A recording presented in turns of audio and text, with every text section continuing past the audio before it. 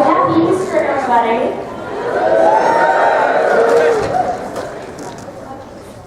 In the wings. So I'm going to introduce them. Francis Ford Coppola, Steven Spielberg, and Mel Brooks. Cary Elwes has worked with many of the best directors in Hollywood. Equally adept at playing nice guys and really, really bad guys. Of the wide diversity of characters that he's played shows just how talented he is. From Another Country, to Days of Thunder, to Twister, to his more recent roles in Tintin, and Psych, and the Cosmos show, which was really cool to hear him in. You know, he has shown that he has really serious staying power. Oh wait, did I forget something? The Princess Bride. Also the star of what many consider to be their favorite movie of all time. Raise your hand if you're happy to be that person. Oh well, if I start listing the really great movies he's in, I'll be here a long time before he shows up. You need to see him, right? So at Comic-Cons, there's always talk in the back by all the people that are running the con about who like the really, really nice people are that are the guests. And there's always one person that everybody mentions over and over as being really nice. And it's like the Mr. or Miss Congeniality of the con. And everywhere fans are saying that Cary Elwes is prettier and sweeter than they even ever thought he would be. So a little bit of time so you can ask him some questions, and I'm going to ask him a few myself as well. A few years ago, they had an auction to raise money for charity where they had a mason jar and he whispered 3 words into the mason jar. So let's hear what those 3 words are. As you wish. Okay, please welcome Cary Elwes.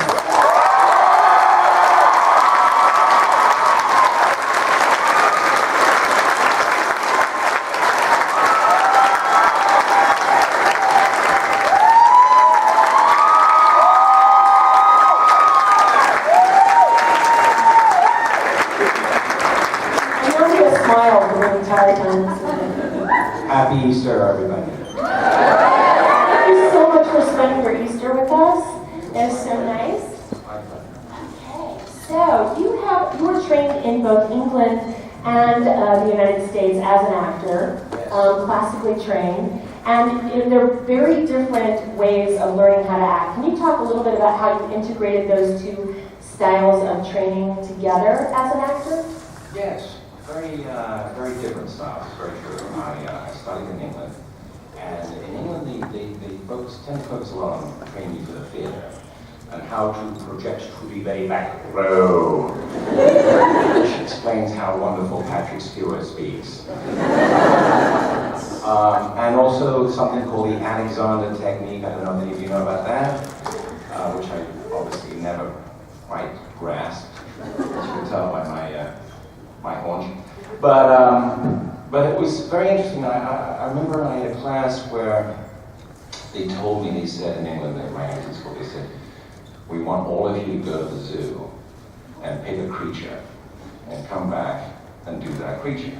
But you can't do gorillas and monkeys and because it's too obvious, you know. Okay, so everybody went to the zoo and picked a creature and came back, and someone did a giraffe. Someone did a lion. I went up and did a stick insect. And they didn't find that amusing. But I thought it was fascinating. It was easily the most fascinating creature in the whole zoo for me. But they thought I was making fun of them. And they didn't care for it at all, sadly. But I thought it was one of the finest performances I'd ever done.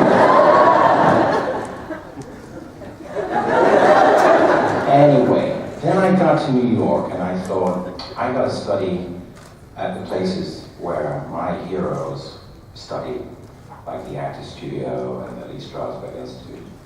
And I had the privilege of, when I was in New York, running into Pacino. who's like my mentor. I mean, like for an actor, it's Al Pacino's, right?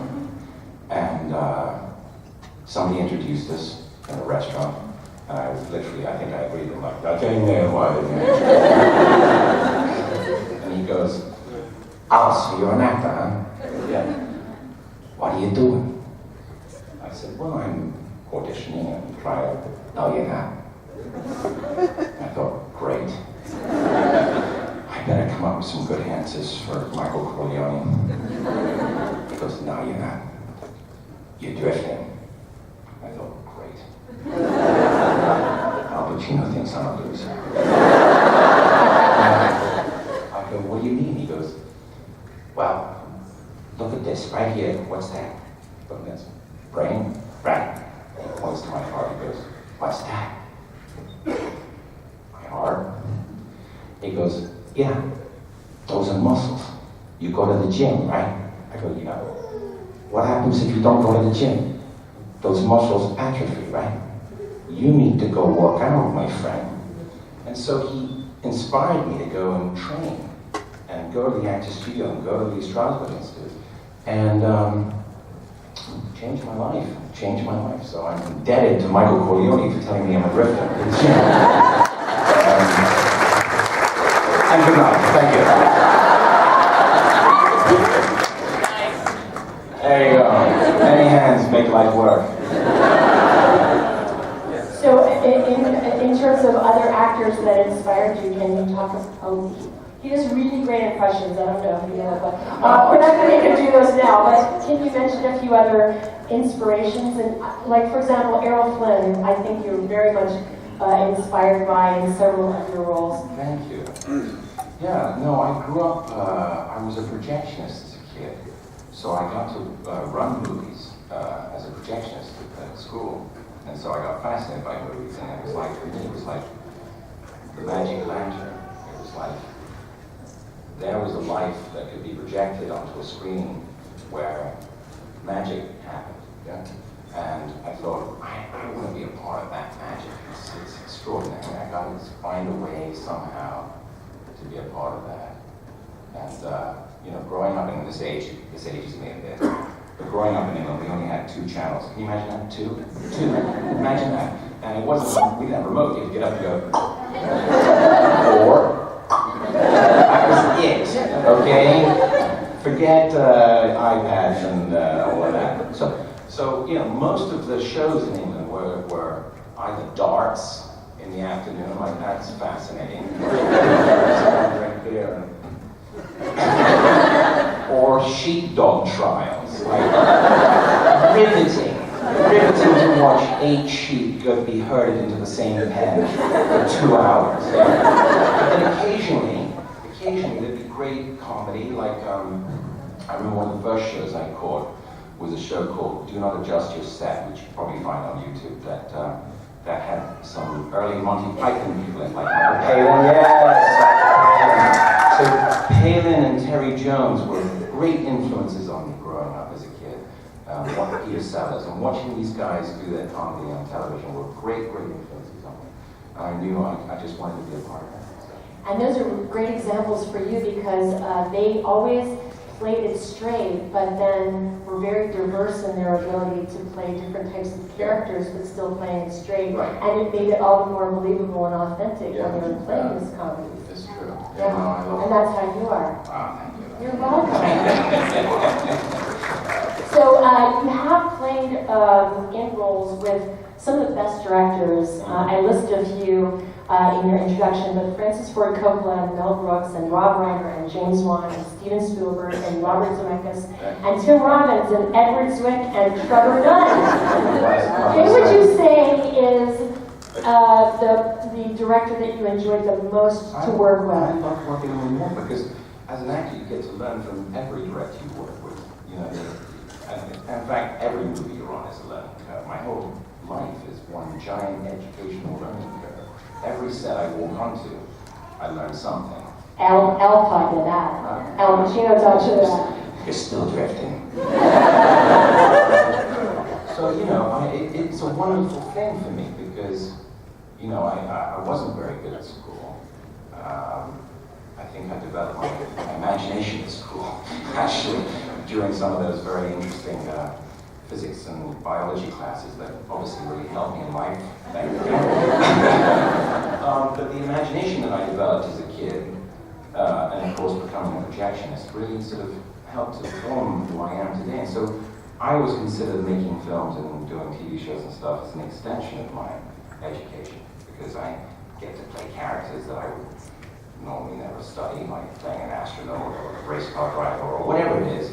And I get to learn those skills and have fun doing it. And teach people about characters in history too, because you have represented a lot of really cool. I love history. I love history. I think that I just love the idea of it even being called his story. It's just storytelling. It's the storytelling of who we are. You know, as complicated and fractured and weird as that is, it's a lesson in who we are, and if we don't learn from it, we're obviously doomed to repeat it, right? I don't know who said that. Somebody thinks that. And so I love history. And so if you look at my career, as you can see, I sort of focus a lot on historical pieces, and I'm fascinated by it. Can you list a couple of your favorite movies from when you were the projectionist? Oh, let's see. Well, something called Blazing Saddles. Young Frankenstein. Excuse me, that's Frankenstein. I'm rather a good surgeon. I can help you with that, huh? What happened? I mean, I studied them and learned them. So when I got to work with Mel, I don't think he fully appreciated why I was so completely freaked out at the end. Because I knew every line from every movie. You know? As do we. As do you. Yours! Thank you. We added yours to the rest of those wonderful movies. So I'm going to skip ahead just a tad and talk about Psych. Okay. He has a ton of fan fiction written about him. Did you know that? Oh yeah. Wow. There's all sorts of stories out there that haven't actually happened yet. Oh, wow. At least not in. So, Cool. wouldn't it be nice to have a TV show that was starring that character? It would be like Entourage meets Psych meets Remington Steele. Wow. Wouldn't that be great? So, how can we help make that happen? I don't know, you have to start blogging about it. And Well, there are a lot of blogs about that get show. producers interested by writing them emails, I guess. I don't know. But that would be fun. I love doing the show. It was so much fun. I learned so much. And I had such a great time with Dule and Brody and all the whole cast. They were all extraordinary comedians. And just, so many outtakes. I don't know where all the outtakes are. I wish they'd put the, I don't know. Have you guys seen a lot of the outtakes and stuff? No? No? Okay, we need to see those. Right? Yeah? I mean, the stuff these guys would do that just never made it on film. So lots of acting. Oh my gosh. You don't even know. So yeah, no, I think we had more fun making it than I think perhaps you guys did watching it. I don't think so. Yeah. What was the patchwork of the character? How did you build the character together? Well, I mean, it was very simple, really. Just a very uptight, self-involved British art thief who thought he was very arrogant and self-involved, and thought he was a genius. and so it was a perfect foil, I guess, for Reddy's character. You know? Anyway, it was great fun to do. Every time you show up, it's like, there he is.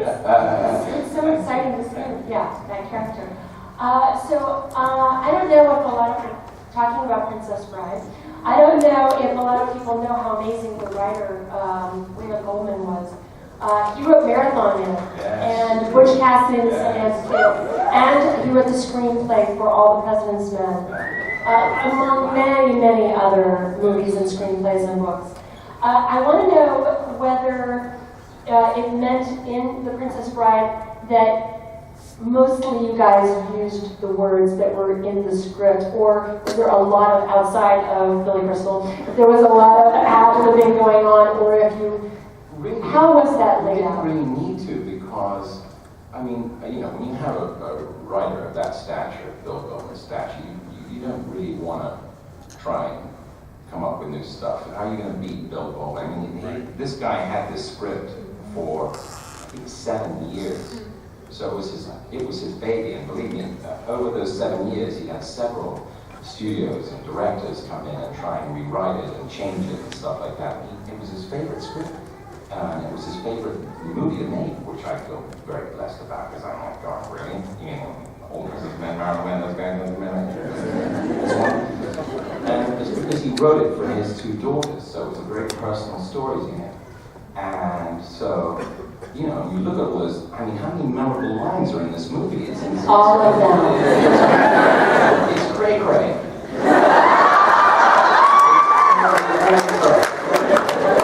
I mean, I have 3 lines, which you guys all know about, but Wally Shawn, you know, he's just got 1 word. You know?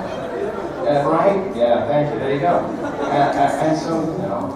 Plus, Wallace Shawn is a really famous playwright himself. Brilliant man. So, yeah, no, the only person who was allowed to ad-lib, really, was Billy Crystal, because, I mean, you know, being a stand-up comedian, I think, and being Rob's best friend, I think Rob kind of had a little bit of like, well, he's my friend, let's see what he did. And of course he did, and some of it's in the film, some of it didn't make it there because it was a little too blue for R rating. You need to see that too. Yeah. And, but, it, you know, he bruised Mandy Patinkin's rib laughing. So,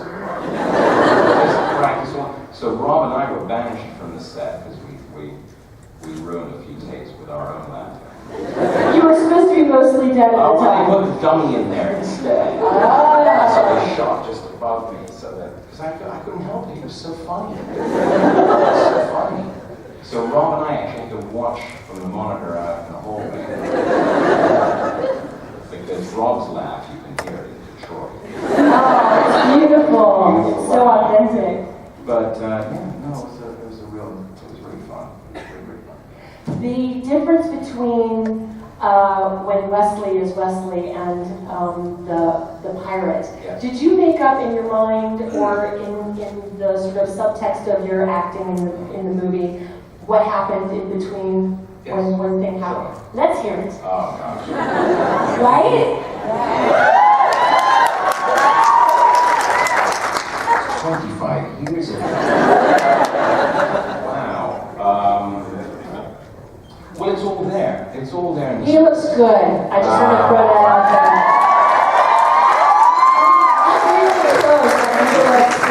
It's not like there's illusions out here. It's all there in the script. I think I say it in the speech when I carry Robin through the fire swamp. I explain the whole backstory of how Wesley became the Dread Pirate Brothers. So it's all really there. That's all I really did. That's the genius of Bill Bowman. It's all there. You don't have to search too far for it. He's an incredibly intelligent man, obviously. But did you imagine yourself in the I imagine character myself as always in going character. In like every role I do, I mean, I just try and be there and be present and be in character. I think that's what they do. You know? But no, it was a joy. It was a complete joy from day one. I'm actually writing a book about it, so. That's how joyful it was. So I think it's available in October.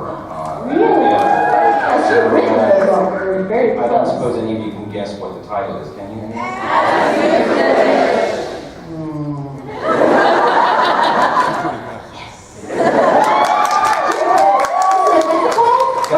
Simple title. What's it called? It's called As You Wish. Let's take some questions from you guys. Men just sit down and just don't care. Any man. Let's take a moment to let that Yes, settle. let's all take a break for a second. I'm gonna repeat. Any man. You see, my thing is, I did that outside of high school, and I wrestled with a guy basically as big as I'm I am guy. trying to do that.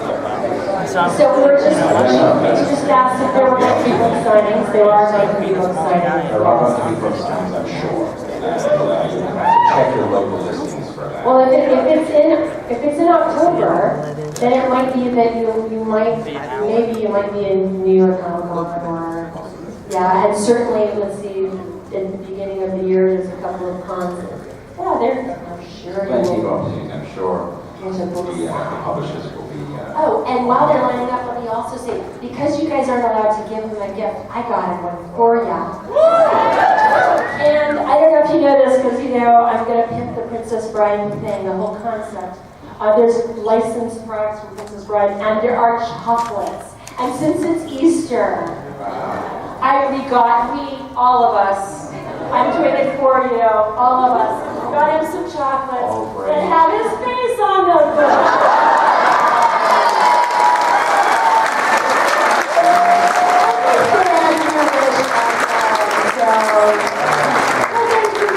I'll get to eat me. I'm not going to say it.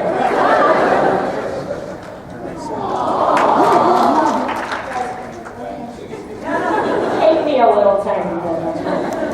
Okay. You're welcome. Thank them. It's from them. Thank you. Thank you.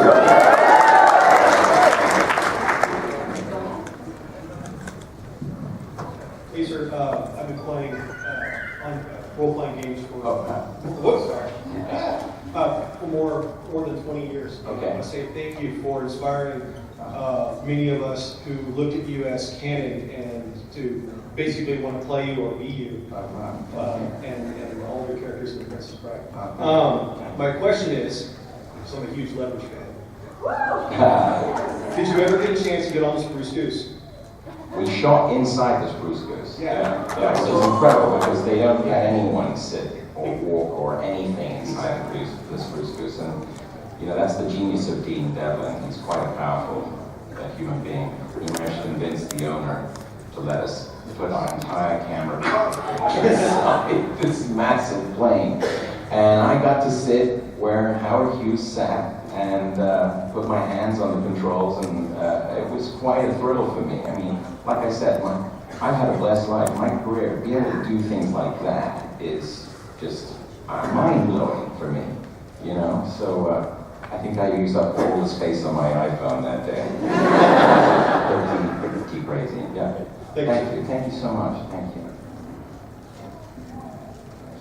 During The Princess Bride, there was this one scene where you had to climb a cliff. Did you actually climb the cliff? And if so, how hard was it? Oh, so sweet. What's your name? Elizabeth. Hi, Elizabeth. How are you? Thank you for your question. Did I get to climb the cliff? Well, actually, it was make-believe. It was only about a 30-foot little wall that they built inside they had to do 30 feet because they had to figure out a way to do the camera angle where we didn't have green screen back then. So they had to do something a bit bigger. But they tied me on, they had some sort of brace. I was wearing a brace underneath my costume where I had a little hook that they cut a hole in my shirt, and then they hooked me to the wall, and that way I could just, whatever happened, if I slipped and fell, I would be fine. I was always attached to the wall. So that's why when you see me just holding on the wall there, I'm perfectly safe. But there was the stunt folks who went to Ireland, and they went to the Cliffs of Moher, which is on the west coast, and they shot the actual cliff scenes of them and Morrill climbing up the Cliffs of Moher, and they had a giant crane there.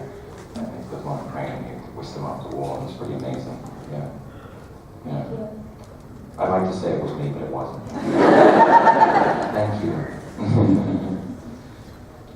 Because I can speak with an English accent, have you ever wanted to say that to a casting director when asked why they should give you the job, or something similar? That's funny you say that. I don't think I would have the nerve to say that. But, I remember, it's funny. I haven't been offered that many English roles, even though, America is my adopted country, I love this country, and it's obviously one of the reasons why I moved here. At that moment. I do. I will say I'm British by birth, but American by choice. And it's a really great country. It's obviously provided me with an incredible life, an incredible career. But I left England when really the British film industry was in terrible trouble. There was not a lot of productions going on. But now it seems like there's a great renaissance going on there. I think it's about 125 productions happening right now. So I'm hoping that I get a chance to play, other than Desperado, some other English roles. So we'll see. We shall see. Thank you. Thank you. Hi. Hi, what's your name? Catherine. Hi, Catherine. Hi. I just have a question about song. Yes, sure. So did you ever think you were going to be able to like go back to it? And when you found out it's such a huge series and they were doing like background stuff, I mean, did you ever imagine what your character became? What it would become? Yeah, I guess. No, I had no idea.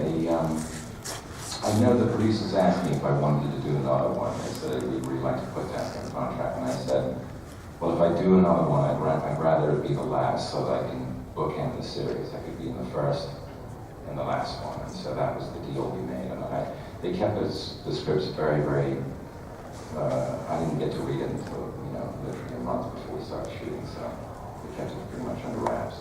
Yeah. Awesome. Thank you. Thank you, Catherine. Hi, what's your name? Hi, I'm Drew. Very quick question. Sure. As we know, Andre the Giant was a prolific and exuberant partier.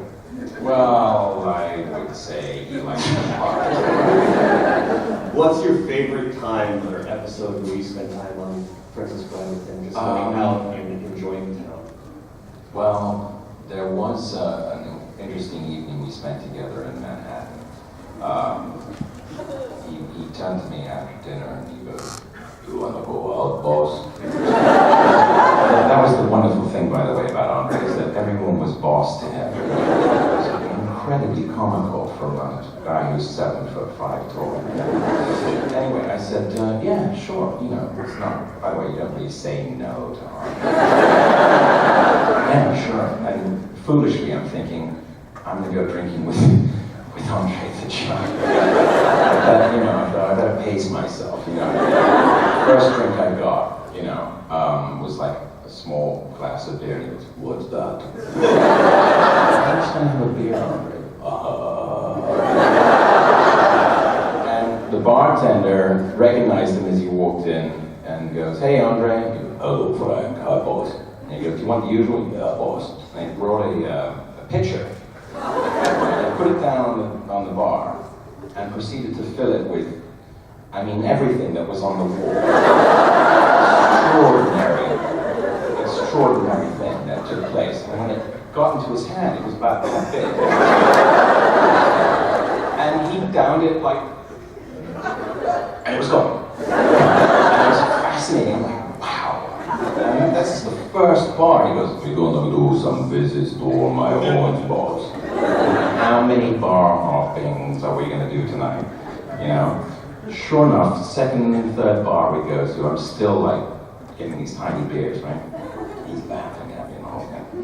And I look over behind him, and I see a guy that I kind of recognize from the bar that we were at earlier, just quietly sitting at the end of the bar having a drink, not looking at us, nothing. I think nothing of it. I think, oh, well, maybe it's a fan who followed on. It's not like people that follow Andre, He's in his spot. We go to another bar, and the guy's still there.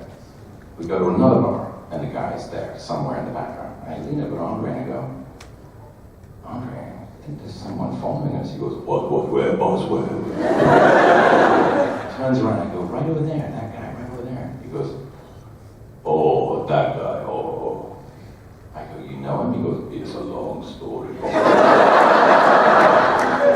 I go, "Andre, it's only 4 a.m. He goes, "Okay." And he proceeds to tell me this story that one night, unfortunately, he had perhaps too much of the bottles that were on the wall in that particular bar, and he stumbled and fell on a patron. And this poor patron must have thought that a building was falling. And since then, NYPD decided to send an undercover policeman anytime Andre would go out drinking.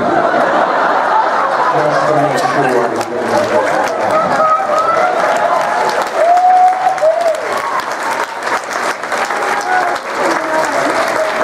so, as soon as Andre spotted him, he was like, "Buy that guy a drink." I thought, this guy's got the easiest job on the planet. So there you go. That's the story. Thank you very much.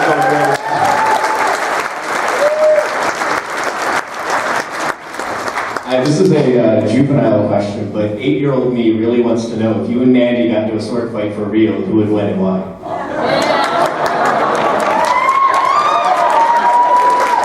The what ifs. How could I possibly know that? I have no idea, but thank you for asking. I have no idea. Mandy was actually a very qualified fencer. He took a lot more lessons than I did. We spent about like a few months before we started rehearsing, practicing. So he was pretty darn good by the time he started shooting. I don't know. I wouldn't want to guess. You know, we both were very prolific by the time we started. Thank you. Yeah, it's wonderful. Hello. Hi. So my question is, as everybody in this room and probably the entire world knows, you're an amazing actor and you've done a very diverse amount of roles. We talked yesterday, I'm the aspiring actor, so this question is actually a little to help me too. Thank you. How did you avoid getting typecasted into just one kind of role? Because I saw you as Wesley in The Princess Bride, then I'm watching Ella Enchanted, and I'm like, oh, I really like the guy who plays Edgar, who's that? Lo and behold, it's you. Thank you. Thank you. Well, I try and mix it up a bit. I think it's, you know, in life, if you end up doing the same thing more than once, it can be a little tedious in anything. So I try to mix it up a bit. And it kind of upsets sometimes the casting directors, because they like to kind of put you in one pigeonhole, you know. But for me, it's more rewarding and more challenging. Anything that is, I don't treat, when someone says, oh, I have a problem, I don't see it as a problem, I see it as a challenge, you know. And so that's something that gets me excited. I want to do something, think that work out of my comfort zone. You know what I mean? Yeah. Yeah. I hope that answers it. It does, thank you. Hi. Hi. I'm Frankie. I'm a big fan. You've probably heard all this before. What's your name? Frankie. Hi, Frankie. Hi. You had a brief, well, as far as I know, a brief sort of voice acting career. Yes. With Studio Ghibli and like Yes. Porco Rosso and Yes. Cat Returns. Thank you. That one person. I think the actor is a genius, I really do. Right? And I would just like to know, how did you sort of get that job and the transition between, you know, acting on film and voice acting? Well, I started out doing voice acting. Again, as I said earlier on, I sort of studied comedy before I studied drama, which is, you know, I just basically studied acting. But I studied, you know, people like Peter Sellers, who did different voices and things like that. So I was always fascinated by that. Him and Peter Ustinov, people like that. Peter Ustinov, if you don't know, he's the equivalent of your Jonathan Winters in England. And so I figured I'd love to explore doing voiceover work. And I got my first voiceover job, I think it was for Pinky and the Brain. For Rob Paulson and Maurice LaMarche here, and I got to hook up with them. I just had breakfast with them this morning, and it's nice to see them again. They're terrific guys, and I had great fun doing it. So that sort of led to other calls where people would contact my agent and say, well, you know, would you consider doing this, would you consider doing that? And so when the call came in for Miziaki, I knew he was working, you know, I thought, this guy's brilliant, I would love to be a part of it. So, yeah, that's how that came about. Okay, thank you. Thank you. Hi, my name's Chris, and I do a little bit of acting, just in high school and stuff like that. I wanted to know, when did you decide that this was what you wanted to do, and what was it, a role? Was it something that just clicked? And if you had any advice for maybe people who want to get into that? Like I said, watching movies and TV as a kid, I really realized that that was something that became my friend, really, as a kid. You know, I couldn't afford, my mom was a single mom, so the TV set became my friend as a kid, you know? And so, like I said, when the shows came on that fascinated me, there were, and intelligent, funny shows for a kid, like Do Not Adjust Your Sad and things like that. And what else? There was another show, The Goons. You guys know about that? Yeah. Spike Milligan and Vita Sellers. And so these people helped to inform me as a kid. They really inspired me because they not only made me laugh, I realized how brilliant they were. Their minds were just crazy. One day I thought, these guys are insane. I want to do what they're doing. Because they're making me laugh and cry laughing. I got to be a part of that. I got to figure out a way to do that. So it's really sort of comedy that helped inspire me in a funny way. And it was only, I think the first 2 movies I saw were, it's funny, I saw them in the space of 1 week. I saw Mary Poppins, and a film called Waterloo. It was about the Battle of Waterloo. So I got both ends of the spectrum of complete sweet fantasy and utter horror in the space of 1 week at the age of 10 or 11 or whatever it was. So I got a lot of information coming at me at a very young age. And I was inspired by that. I was inspired by watching, performances and great acting. Yeah. Well, thank you. I just want to say that you're what inspired me. Thank you so much. Thank you.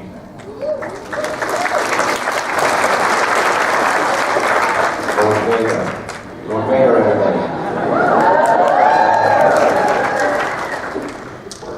From one man in black to another. You've been waiting all day to say that. I just wanted to ask if you found it difficult acting through the mask. Not really, I was lucky in that they really made the mask, they did a mold of my head, so they made the mask fit really perfectly contoured to my face, so, I would imagine trying to act through that would be a little more, Has its moments. Has its moments, I'm sure. Yeah, no, I felt very comfortable. I helped work on the costume with the great Phyllis Dalton. It's all in the book, but Phyllis Dalton is, if you don't know who she is, she's a costume designer. She worked on a little film called Lawrence of Arabia. So she's pretty good. I didn't have too much input. I helped do the headdress and all of that. But she basically came up with these beautiful drawings and designs for the Man in Black that just were flowing, very comfortable for me. She goes, "Do you like suede pants?" I go, "Sure, I know." Because I got a great pair of suede pants. Thank you very much. Thank you. Hello again. Hi. We met yesterday. Hello. What's your name again? My name is Liz. Hi, Liz. Hi. I was very nervous yesterday. So What's first your of all, numbers now? I'm working on that. First of all, I just wanted to say that Princess Bride kind of helped me believe that true love at first sight exists. I actually found it, so thank you for that.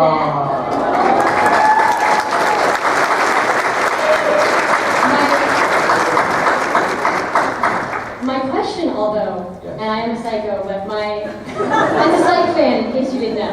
My question actually involves Ella Enchanted. Okay. Anne Hathaway is one of my idols from my childhood. Yes. What was it like to get to work with the young Anne Hathaway, seeing how her career has turned into She's incredible. superstar? Yeah, no, she was incredible. You could already tell, even at that point in her career, that this girl was going to have a huge, incredible career. She was very talented and very fun to work with and playful. I think that's one of the key things about being open as an actor, is being playful. And she's very playful and very intelligent, obviously. The camera doesn't obviously like it quite a lot. So she was great fun to do. It was a lot of fun. We shot that in Ireland at Ardmore Studios. And yeah, we had great fun doing it. Yeah. Thank you so much. You're welcome. Leslie, my dear sweet Leslie. Is there any news on Buttercup Baby? Yes. I don't know. That's a good question. I think that Bill Goldman has tried very hard to see if he could make it work. You know, he had a great struggle writing the book. And again, I urge you to check your local listings for my book, which will be coming out October. You can pre-order it on Amazon.com.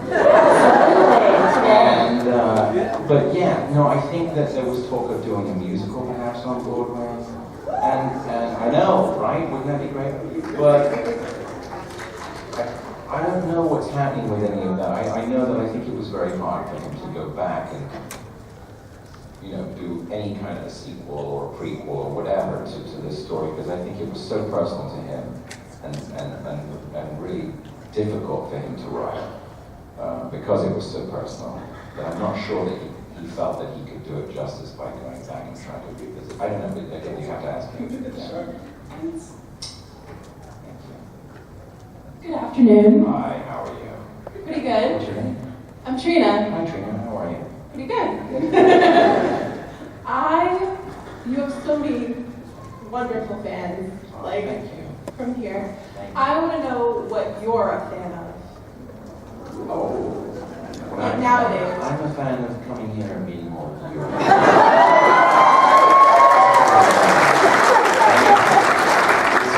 It means a lot to me, honestly, to sit here and talk to all of you and hear and feel your warmth in the room. It's very tender, I really feel. Thank you. Pop out. I told you guys. Hi, I just want to say thank you for coming to AwesomeCon. It's an honor to see you here. And my question is, if you could be any character from any of your roles and you could live their life, who would you be and why? Oh, wow. What's your name? I'm Dominique. Hi, Dominique. If there could be any characters, let's see now. I don't know that Wesley would be fun to be, but I'm not sure I want to be a pirate anymore. But I enjoyed playing Michael Collins and being an astronaut. That I thought would be kind of fun, you know, to do that, to go into space for real and do what he did and be part of NASA. You know, so that was really a thrill for me. Well, that would be amazing. Thank you. Thank you so much.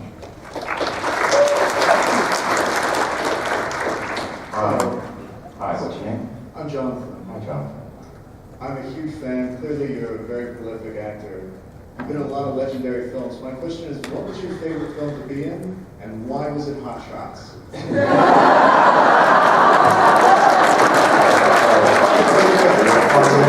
a huge fan. That's Funny man. Well, I love comedy. Obviously, you know that. I studied. I watched the airplane movies and thought they were genius. I thought that Jim Abrams and those guys were absolutely brilliant. And so when Pat Proft, the writer, and Jim approached me for that film, I couldn't pass it up. I mean, you know, the chance to work with Lloyd Bridges, the great Lloyd Bridges. I mean, my gosh, you know, God bless his soul. What a wonderful man, wonderful human being, hilariously funny, hilariously funny. Again, I get to play a completely ridiculous character. You know, I mean, the whole thing with the chafing dish, like, it's amazing. I wrote that regularly with my friends. Oh, you do? That's hilarious. Well, thank you. I had we had great fun doing it. There were a lot of outtakes there that were ruined by everybody just rounding up. So, yeah, I got to learn how to play cool on that. So, I remember Jimmy was going, okay, you got to make a shot. You got to hit this ball. All of those balls are going to go to the pocket. And you have 2 hours to learn. Well, thanks, Jim. That's great. But he brought in like a professional pool player, and who was very patient, I must say, even when the white ball was flying off the table. And eventually, I think 32 takes later, I got one or something like that. But no, I got them in the pocket, so that was fun. Hey. Hello.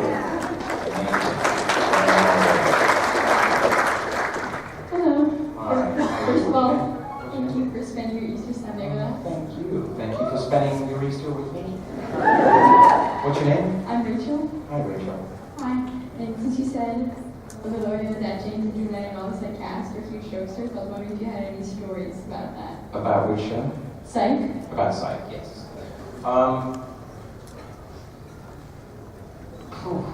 Every day was just a riot with those guys. Like I said, the outtakes are extraordinary. I mean, the relationship between Dule and Rode was one that extended far beyond their characters on screen, you know.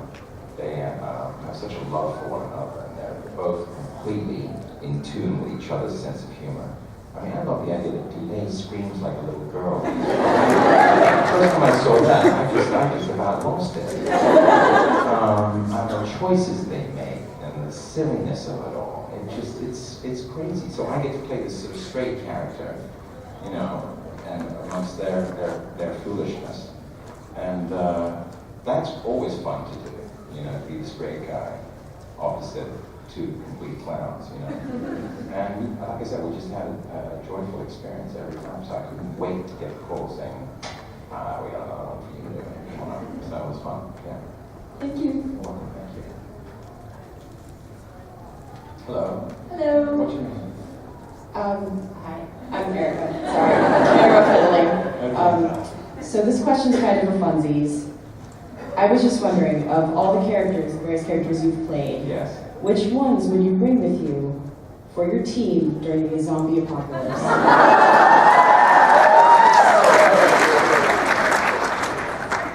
If the zombie apocalypse happened, I hope it would be over for me very quickly. I'm not sure I want to, you know, be wandering around with people who are eating people's brains for fun. You know, I don't know. I don't know what role, what movies would I bring with me? Which characters? Like, Which if the characters you played were real people, Were real that you people? knew, which ones would you want? I don't know, you guys tell me.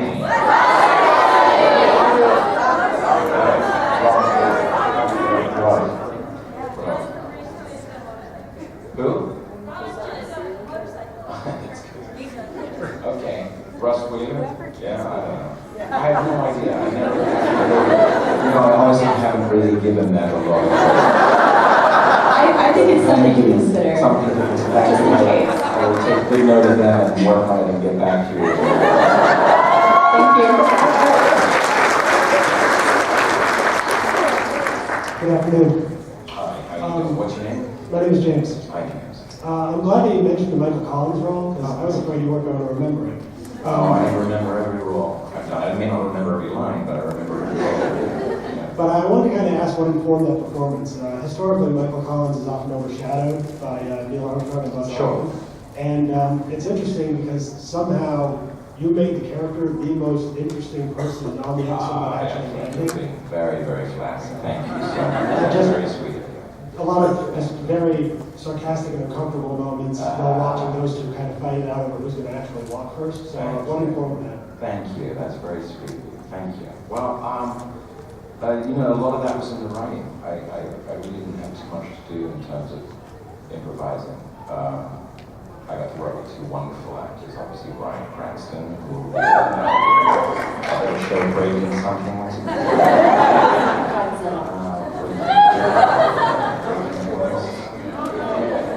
Wonderful Tony Goldwyn, who played Neil Armstrong. But what was fascinating about Michael, and I got to do all this fantastic research. I mean, the research part, that's part of the fun of what I do. The research itself is so exciting.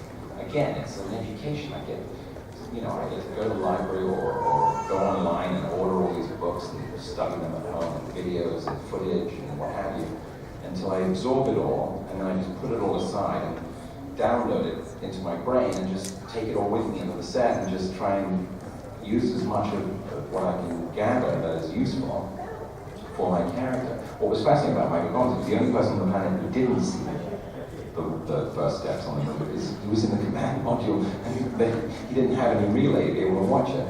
So the poor guy actually missed the most exciting moment in mankind's history.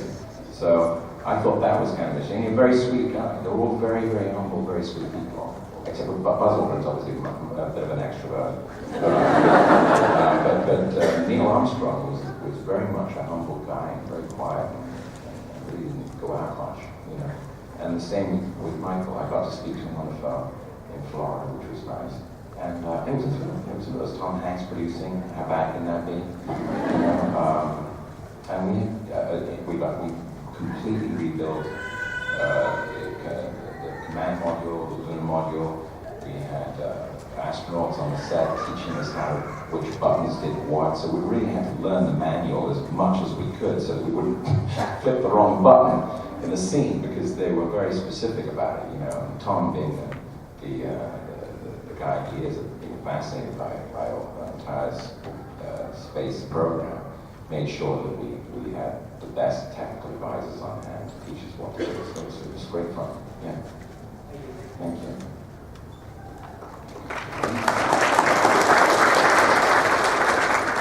Hi. Hi, I'm Amy. Hi, Amy. How you doing?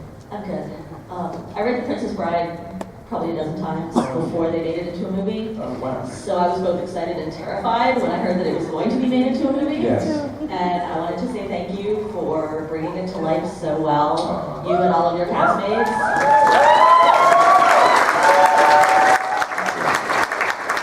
My question is, did you read the book? And if you did... Why would I? Because there's a really fabulous scene in the book that didn't make it to the movie regarding the Zoo of Death. Yes, we couldn't do that. Was there discussion of it? There was discussion of it, but in fact, you know, Bill Goldman realized that it would take too long in the movie for Indigo and Fezzik to go through the zoo and, you know, confront all these animals. They did write it, but when we read it through and looked at it and rehearsed it, we realized that, first of all, it's a whole set they would have to build. Zoo and this, we didn't have CGI again back then.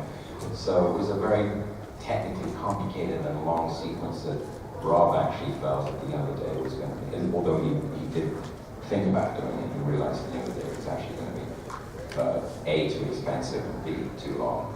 And it was agreed upon by him and Bill that it should be taken out of school. Yeah. Thank you. It was a great movie anyway. Thank you very much.